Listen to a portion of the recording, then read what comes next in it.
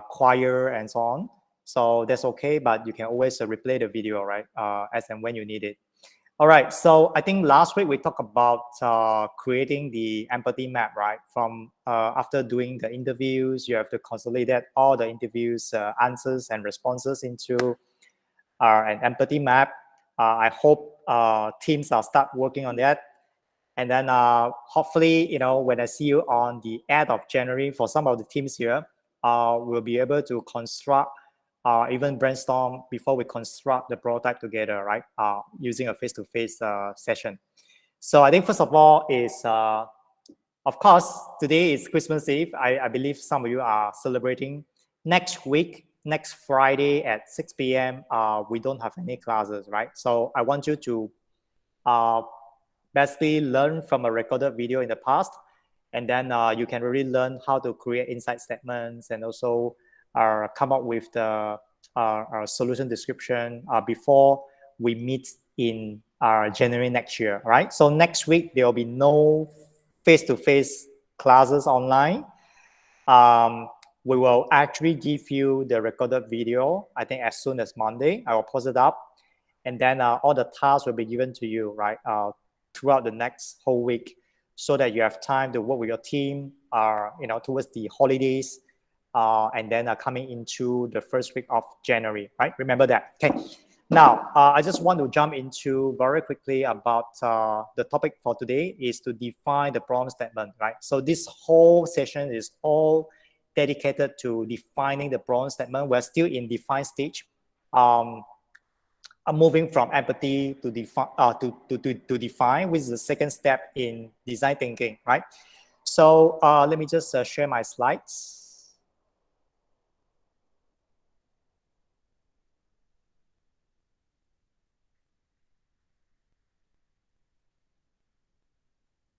Let me just share the whole screen. All right, can you see my slide? I think it's loading. Yes, we can, sir. All right, so I will just present this so that you get to see the whole screen. All right, can you see this? Can see, sir. Can, okay, perfect. All right, I can't see you. I can only see my full screen. But anyway, so define a problem statement is a critical step to summarize all the issues, challenges, obstacles, responses that you have heard from your interviews and from your survey, right? I think last week, some of the teams actually asked me, should I actually do interview first, or should I actually carry out with a survey? So it's either or, right? Of course, if you want to do both, nothing stops your team from doing that because you will be able to get qualitative answers or responses from the real users, and you're also able to get some quantitative answers, right? For example, you know that you send out a question survey, and let's say 50% of the users are facing internet issue, right? So you get all these quantitative statistics that you have collected from your survey. So it's either or. You can choose one. Either you want to do interviews, 2 user interviews per person in your team. If your team have 5 team members, make sure you have 10 interview responses. Yeah. So either you can send out a very simple user survey, you know, just like what we did in the class, right? I sent out a mobile connectivity survey to all of you, right?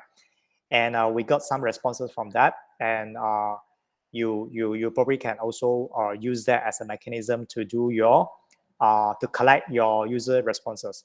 Now, after that, you have to create an empathy map. Empathy map is very simple tool for you to really segregate or even divide all these user feedback in, you know, what they do, how do they feel, and then what do they think, and so on and so forth. Right? I think there are basically 4 quadrants that we have done similar exercise last week. Now that goes into problem statement definition. Okay, now I believe that many of you are only in your first year, and even I think if you go into your second year or third year, when you're asked to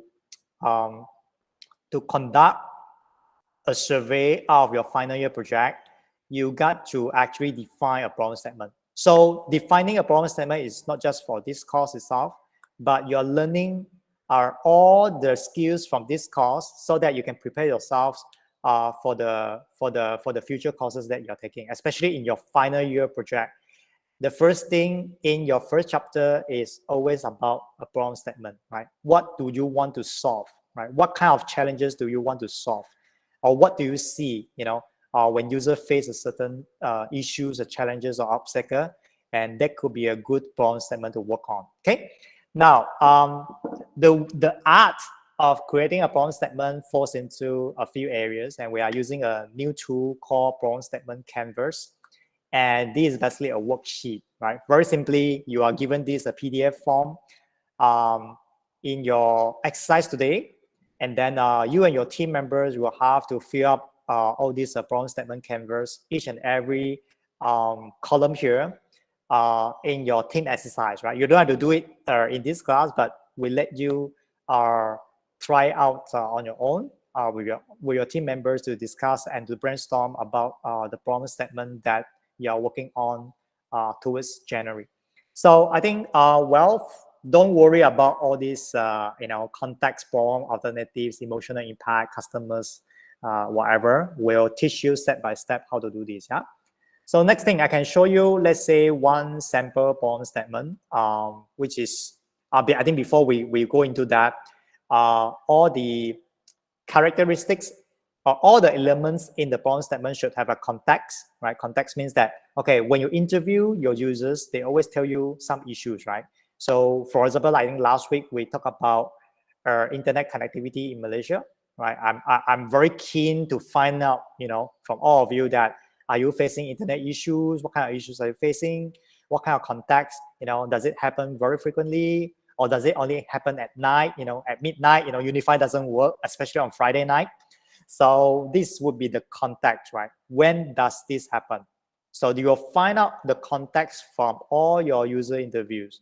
There must be some clue that your user are giving, or when you ask them to actually explain a scenario to encourage stories. Right? Remember, we talk about encouraging user stories, and they'll always tell you all these things. So write down and then get all this information or extract that from your user responses and then put it into the problem statement, right? When does this happen?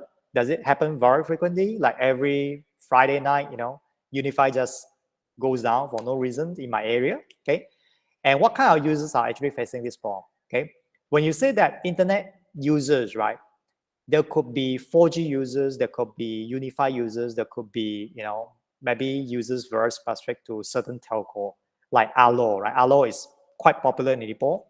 And, who are the users? You got to define the user in the very granular details, right? Who are they, right? So don't just put internet users. Don't just put students. Don't just put people. Don't just put all Malaysians, yeah? So be very specific to the user. We'll show you some examples afterwards.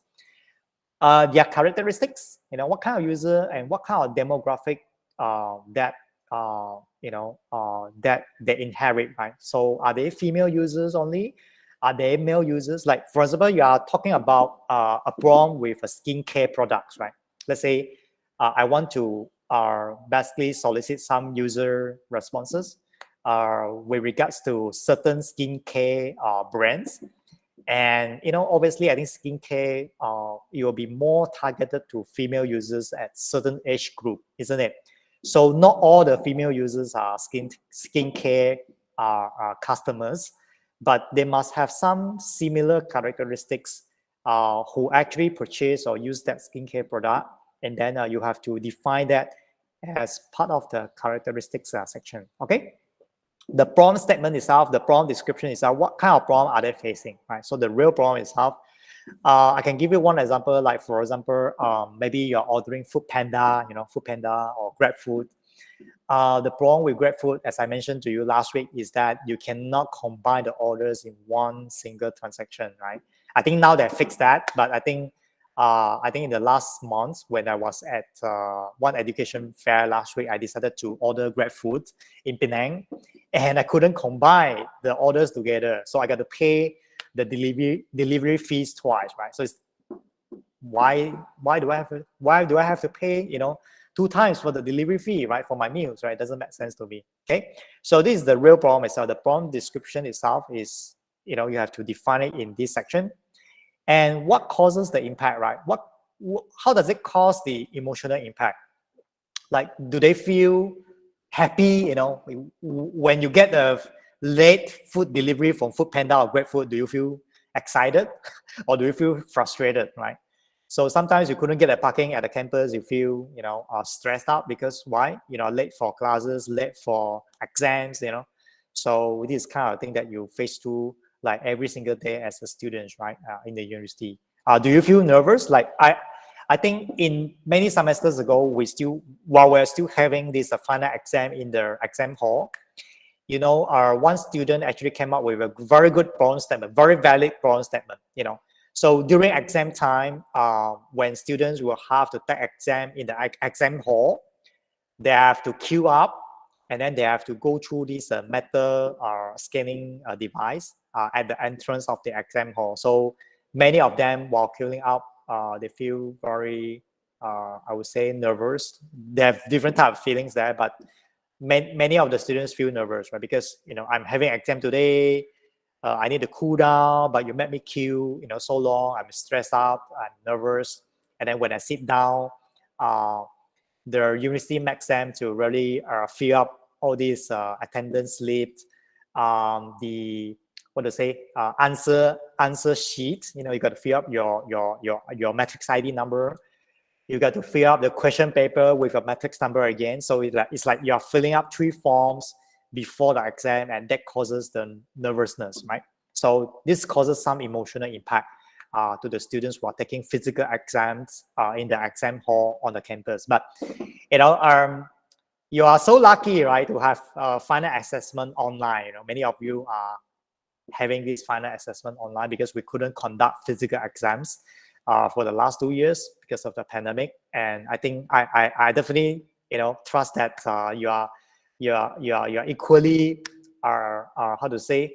nervous when you're taking exam papers online. So I would say that it's a very different nature in terms of taking exams online. Okay, quantifiable impact, right? This is something that I want to emphasize, right? Many students actually, many teams actually made a lot of mistakes when they are trying to define a problem statement with respect to quantifiable impact, right? So many teams forgot to put a figure, like for example, right, every morning I spend, 5 minutes getting dressed up before I go to campus, right? So that's probably associated with time loss. If I'm doing online learning, I don't have to dress up, nicely. I don't have to wear my makeup, so that doesn't have any time loss, right? So I think this is something that you get to look at from the effort perspective, from the financial loss perspective, or is there any other impact that can be quantifiable under the problem itself, right? For example, I think one of the team last semester actually did something on, preserving the environment, right? So they are talking about sustainability. So they want to preserve the environment. They want to preserve the trees, and they want to really cut down the impact on the environment, right? So I think they actually put up, let's say, a carbon emission, right? The carbon emission due to all this illegal logging, so this will cause environmental impact and so on. So they actually put a number to it, right? So how many billion was lost because of this illegal logging activities, right? In the state of Perak, for example.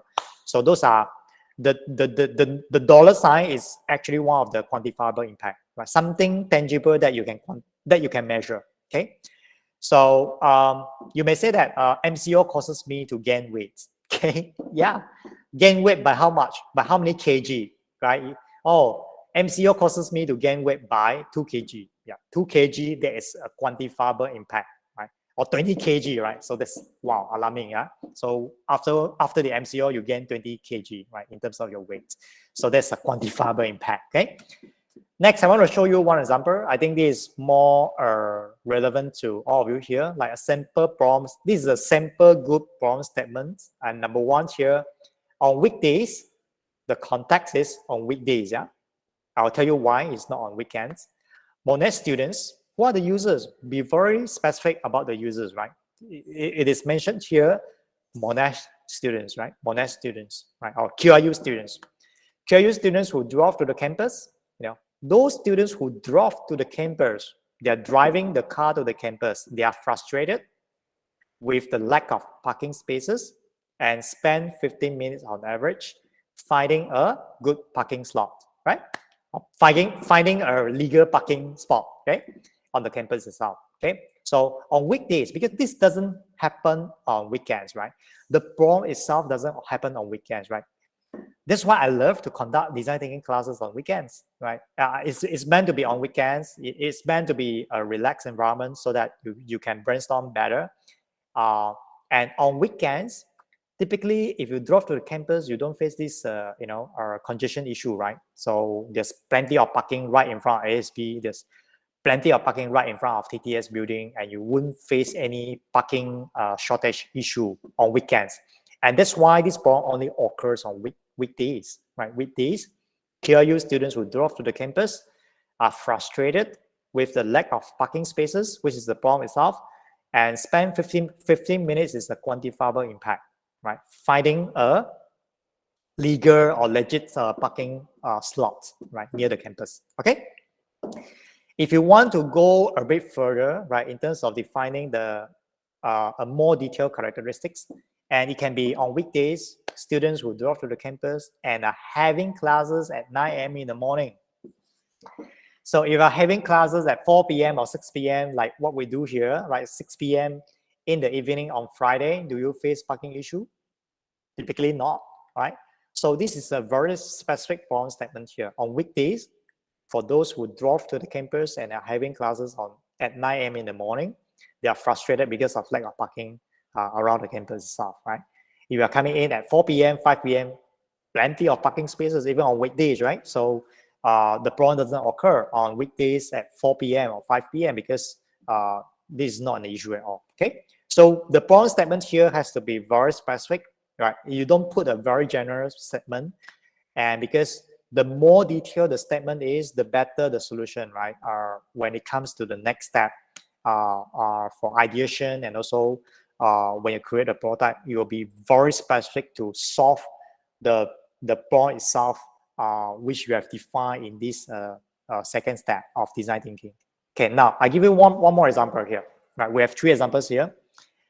Sample problem statement number 2 during MCO period, very specific during MCO period, right? Online shoppers who have made online purchases on Shopee, right? Specific again on Shopee, not Lazada, yeah? They are disappointed, which is the emotional impact, right? If you interview a lot of Shopee users, right, they'll typically tell you that, I'm facing this issue, 7 to 9 days delay in my delivery. I think this happens during the first MCO, where many users are caught by surprise. The extended MCO, 2 weeks after 2 weeks after 2 weeks, and it's never ending after that. And people are rushing into Shopee to buy things online, right? You buy shoes online. My wife actually bought Milo online, right? We got to shop for groceries online as well. So never happened before. And this only happened during that period, right? And then I think Shopee was overcrowded. They couldn't handle the tremendous amount of orders, and that's why it causes the delay, right? The 7 to 9 days of delay in terms of the delivery. Okay, so this is a very good problem statement, very specific in terms of context, very specific in terms of the user, Shopee users only, right? And you have all these quantifiable impact defined, right? Which is 7 to 9 days delay, right? I couldn't even wait for 7 days, right? So I need the groceries like tomorrow. I'm out of grocery at home, right? So I need it like tomorrow. I couldn't afford to wait for 7 to 9 days, right? So that's the problem itself. Okay. Now, I think recently you've probably seen, news that we have actually welcomed the first 5G service in Malaysia, and this is basically, I think, the advertisements itself, right? I'm not too sure have you seen this, but I'm just showing you this on my desktop here. So be the first in Malaysia to experience the magic of 5G, right? So the 5G plan has been launched by Yes. Surprisingly, Yes. I would expect Celcom, Maxis.dg, who are the first to launch a 5G in Malaysia, but actually Yes came out with the first 5G service in Malaysia. All right, let's look at the plan. Okay, their plan is, I would say, quite disappointing because you couldn't get 5G in Ipoh. You only can get 5G in 3 places, right? In KL, in Putrajaya, and also Cyberjaya, okay? And there are only 2 types of plan, right? You get unlimited 5G for prepaid plan for 30 ringgit. I'm not too sure whether this is top or not. I haven't used prepaid before. Valid for 30 days, right? I believe you have to top up every month, and it is only valid for 30 days. And if you look at the prepaid 5G plan, right? Although it costs you 30 ringgit, just to stream on 5G, and of course 5G is still being rolled out at the moment. It's not perfect yet. I think it's they are giving it trial, but they restrict you to actually use hotspots for only 9 gig. Some of you are actually using your mobile hotspot, right, for your online classes. So only 9 gig of hotspot data is allowed on this 5G plan. And the worst thing is that you can see the double asterisk here. It gives you unlimited 4G data, right? But don't be too happy yet because the data is capped at 7 megabit per second. So what can I do with 7 megabit per second, right? So I can't even stream my TV box, right? So I couldn't even stream HD on my YouTube. So that's the nature of the plan itself, right? So you get 5G, yes, good, but most of the time I'm on 4G, so I probably get 7 meg on my 4G, and only with 9 gig hotspot data, which is not enough for me. Even for the postpaid plan, 49 ringgit a month sounds very attractive, but there is also a fair usage policy of 100 gig 4G data, which is not enough for me as well, because I stream a lot. I actually conduct classes a lot as well. So 100 gig per month is definitely not enough for me to survive. And I travel a lot back and forth, KL, Ipoh, and other places as well, right? So I use my 4G data a lot. And 4G is only available throughout Malaysia, but 5G is only available in Cyberjaya, Putrajaya, and KL. So it might look attractive for those who stay in KL, but not very attractive for those who are not in the 5G area, right? So with these plans, I came up with the problem statement, myself, So this is my problem statement, and over here, I just put it out. So my problem statement number 3 is yes, 5G prepaid users, very specific, So not Unifi users, not Maxis users, but yes, 5G prepaid users, right? So you get to define the user in very specific context. In non-5G areas, So if you are using yes 5G line or SIM cards in non-5G areas, right? For example, during this Christmas holiday, those who are coming from KL or Cyberjaya, they are coming into Ipoh, right? Which is non-5G area. They will face limited and poor 4G coverage, right? Who uses yes 4G here? Any one of you uses yes 4G SIM cards? Any issue that you are facing with yes 4G, or have you experienced using yes 4G before in Ipoh? Anyone? Okay, so I think I've heard many complaints for yes 4G in Ipoh. They faces limited and poor 4G coverage, and they are frustrated with expensive unlimited internet plan, and you got to actually sign up a 24 months contract, right? Nobody loves contract now. I don't want to pay for a 24 months contract that ties to a certain plan, because I want to get free and easy, isn't it? I don't want to have contract, and that's why I go for prepaid. So these are quantifiable impact, and then you actually cap the speed at 7 meg per second, which is not enough, right? So these are all quantifiable impact for yes 5G users. If I were to define the problem statement for yes 5G users, this would be the problem statement itself. Okay, so that's how easy it is just to fill out the problem statement. And then when you fill up this problem statement, you get to use the problem statement canvas to help you right? You just put everything in into this problem statement canvas, and then after you have done that, don't just submit this problem statement. Don't just submit this canvas itself. It's not enough. You got to summarize everything that you have in the problem statement canvas into a one precise and concise problem statement, just like this one, right? Make it a simple sentence or in one paragraph. Describe your problem in concise and precise manner, right? So that's the art of defining a problem statement. Okay, so that's about it for problem statement, and we'll go into the classwork for today, for this week. Not just for this week. I think the due date is set on 7th of January next year.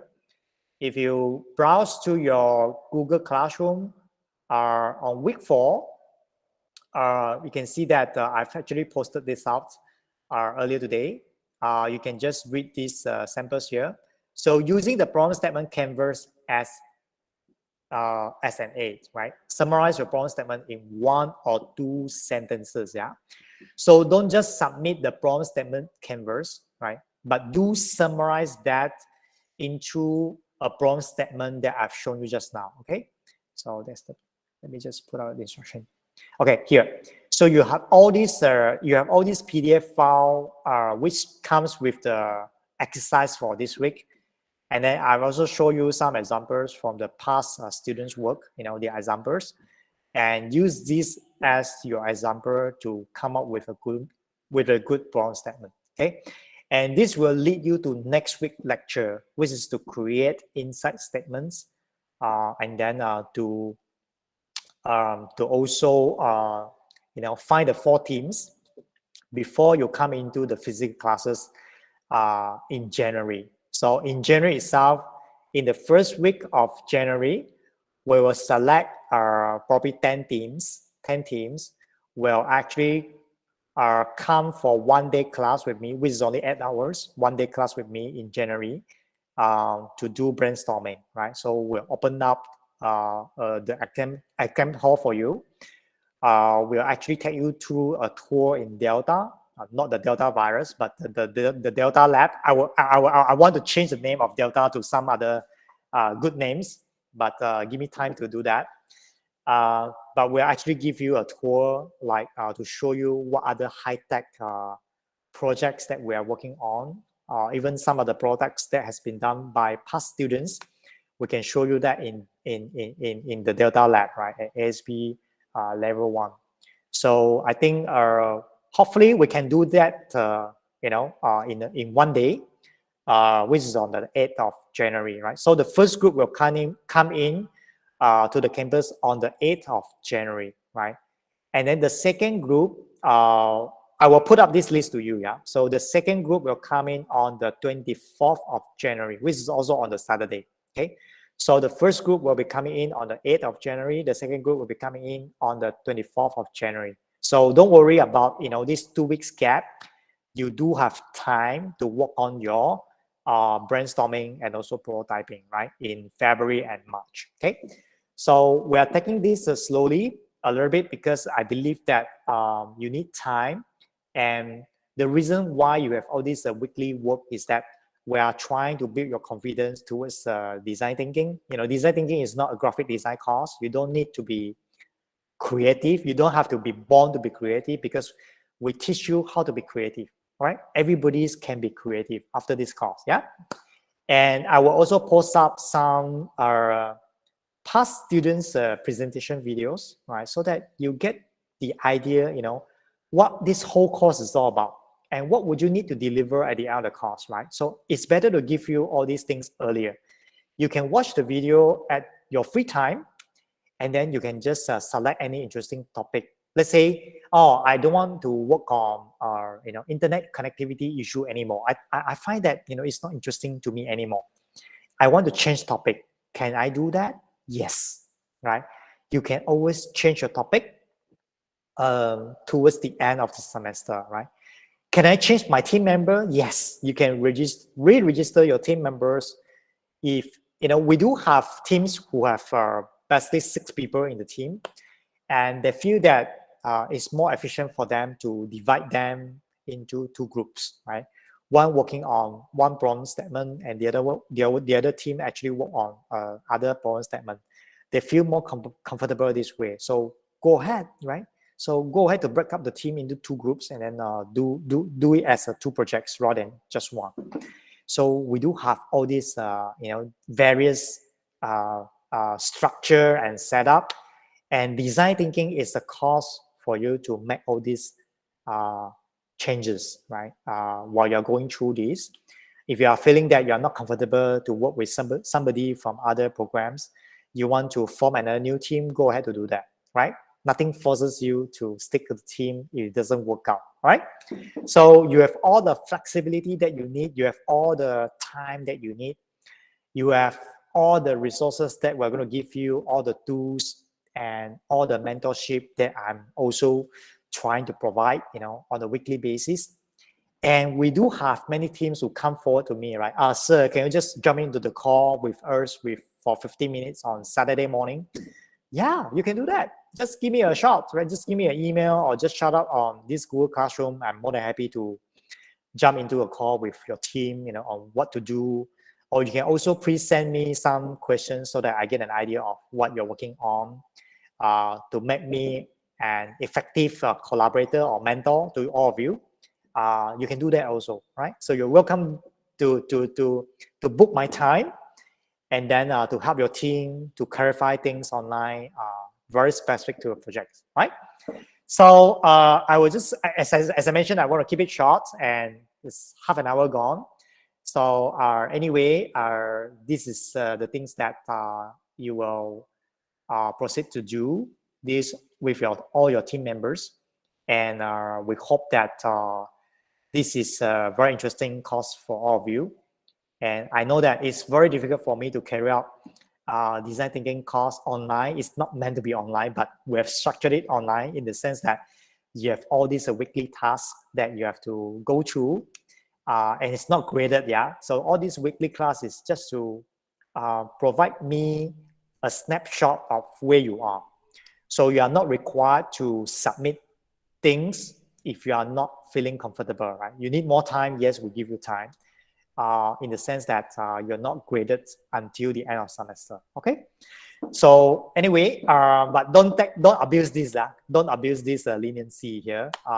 But still keep up with the work, and then so that you can follow through all these weekly tasks and keep up the pace towards the end of semester, right?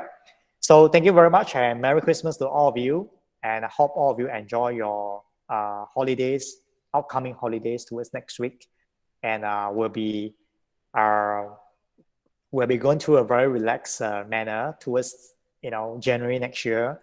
And in the whole of January, you have to attend some online classes with me, plus 8 hours physical class with me, right? With social distance in place, yeah. So do not worry about all this social distancing. We have done this before. We have experience in handling all these situations, so do not worry about that. Yep. So each of the group will actually be given the rooms for your brainstorming session, right? So not everybody will pack into one room, and you feel not comfortable because of all these different virus variants that we're hearing right on the news, right? So be comfortable, come in, go get together with your team, do brainstorming. We'll spend the 8 hours very effectively, right? Okay. So for some of you who ask me again, is there any classes? No classes for next week because it's New Year Eve.